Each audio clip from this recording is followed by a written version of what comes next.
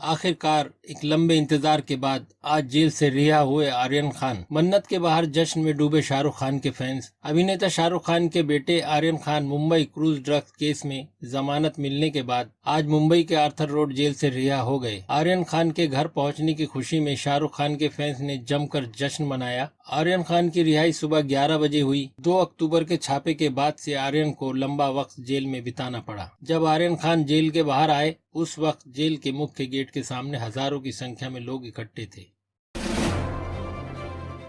अगली खबर, कांग्रेस महासचिव और उत्तर प्रदेश कांग्रेस की प्रभारी प्रियंका गांधी ने शनिवार को आरोप लगाया कि यूपी में लोगों को भारतीय जनता पार्टी के राज में बिजली बिल के नाम पर लूटा जा रहा है। उन्होंने कहा कि कांग्रेस की सरकार बनने पर यह लूट बंद होगी। प्रियंका गांधी वाड्रा ने ट्वीट कर लिखा, भाजपा राज में बिजली बिलों और स्मार्ट मीटरों की लूट से प्रदेश के आम जनता बुरी तरह से परेशान है। मेहनत मजदूरी करने वाले एक परिवार को बिजली विभाग ने 19 करोड़ 19 लाख रुपए के बिजली का बिल का नोटिस थमा दिया। कांग्रेस पार्टी की सरकार बनने पर बिजली बिलों की इस लूट को खत्म किया जाएगा। प्रियंका गांधी ने अपने ट्वीट के साथ एक मीडिया रिपोर्ट को भी ट्वीट किया है, जिसमें दावा किया गया है कि एक मजदूर को 19 करोड़ का बिजली का बिल भेजा है। प्रियंका ने कहा है कि कांग्रेस की सरकार अगर यूपी में बनी तो बिजली बिल के नाम पर इस तरह की लूट पूरी तरह बंद होगी। प्रियंका गांधी लगातार उत्तर प्रदेश के आम लोगों से जुड़े मुद्दे उठाती रही हैं। शुक्रवार को ही वह ललितपुर पहुंचकर खाद की लाइन में लगने के चलते मृत किसानों के परिजनों से मिली। इससे पहले भी वह लखीमपुर के मृत किसानों के परिवारों से मिली थी।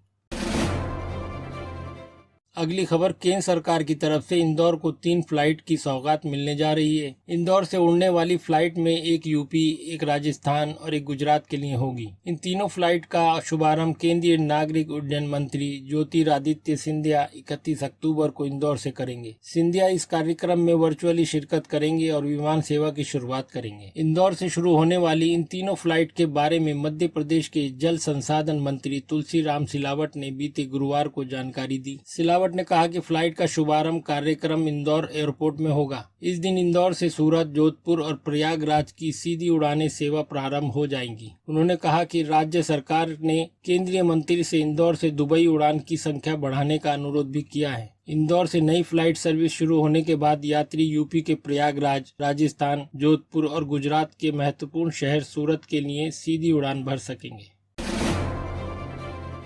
अगली खबर, कन्नड़ सुपरस्टार पुनीत राजकुमार का अंतिम संस्कार आज यानी 31 अक्टूबर को किया जाएगा। पुनीत की बेटी वंदिता अमेरिका से आज भारत पहुंच जाएंगी। वंदिता को दिल्ली से बेंगलुरु तक पहुंचाने के लिए स्टेट अथॉरिटी ने एक स्पेशल विमान की व्यवस्था की है। पुनीत की मौत का गम फैंस झेल नहीं पा रहे। कर्नाटक के चामराजनगर जिले के हुनूर तालुका के मारो गाँव में 30 साल के एक शख्स को खबर सुनते ही हार्ट अटैक आ गया और उसकी मौके पर ही मौत हो गई। मृतक का नाम मुनियप्पा है, जो पेशे से एक किसान था। वहीं बेलगावी के शिंदौली में दूसरे फैन की भी मौत दिल का दौरा पड़ने से हुई। वहीं मीडिया रिपोर्ट्स के अनुसार स्टार के निधन की खबर आने के बाद कर्नाटक के बेलगावी जिले के अथानी के एक युवक ने आत्महत्या कर ली है। कन्नड़ फिल्म एक्टर पुनीत राजकुमार का शुक्रवार को निधन हो गया। पुनीत को जिम में वर्कआउट के दौरान दिल का दौरा पड़ा था, जिसके तुरंत बाद उन्हें बेंगलुरु के विक्रम अस्पताल में भर्ती कराया गया। पुनीत राजकुमार के पार्थिव शरीर को जनता के दर्शन के लिए कांतिरवा स्टेडियम में रखा गया है। उनका अंतिम संस्कार बेंगलुरु में ही राजकीय सम्मान के साथ किया जाएगा।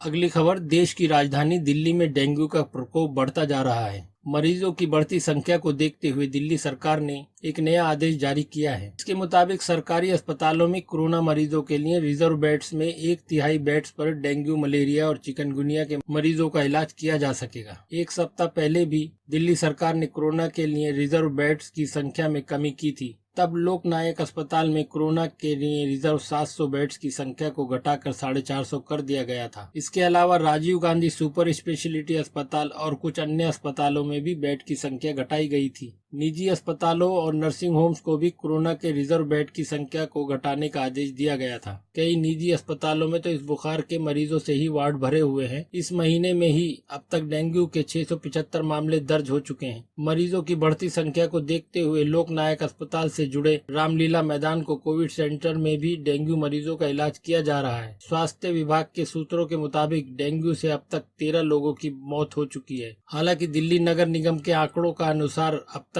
एक ही मौत हुई है। दोस्तों, अगर वीडियो आपको अच्छी लगी हो तो लाइक कीजिए, शेयर कीजिए एंड सब्सक्राइब कीजिए और सभी अपडेट के लिए हमारे चैनल से जुड़े रहिए।